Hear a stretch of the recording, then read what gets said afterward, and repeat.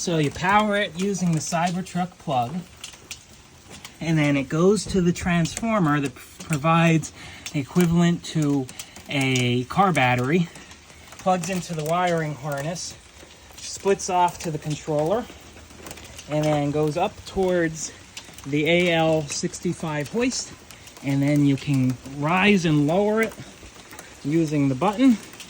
As you can see, this is going up and down, and it powers it. Perfect solution if you got a electric wheelchair that's too heavy to lift. Just goes into the hitch. I'm going to close this up and show you what it's like.